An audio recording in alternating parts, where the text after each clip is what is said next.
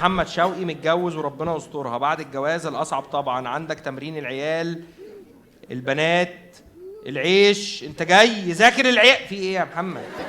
محمد ما تعيطش، محمد شوقي ده فرفع ايده، ده ايه لو بيغرق مش هيعمل كده. استاذ محمد.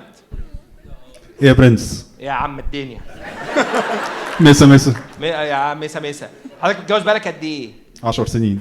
اوكي، ايهما اصعب بقى؟ كله. انت صوتك بدأ يرفع ليه؟ كله. ده جنبي.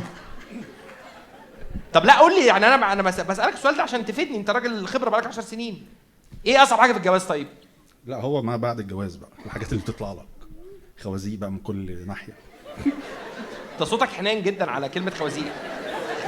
خوازيق اي اوعى. طب بس وانت بتحضر الجواز كان الموضوع سهل؟ يعني بس برضه ايه اكبر خازوق حصل معاك في تحضير الجواز؟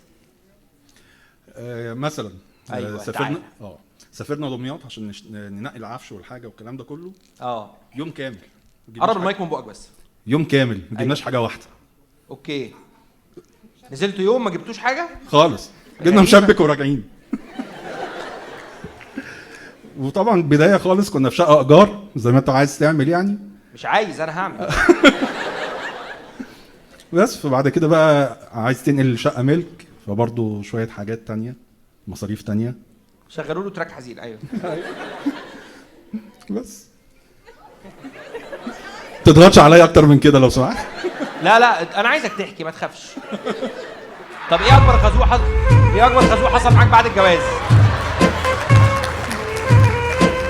لا بصراحه بعد الجواز يعني لما جام اللي معاك بتساعدك وسبورت ليك يعني بعد الجواز يعني مش حاجه يعني. عمال تبرق لي. ممكن تخرجوا الستات بره، عايز اقول حاجه.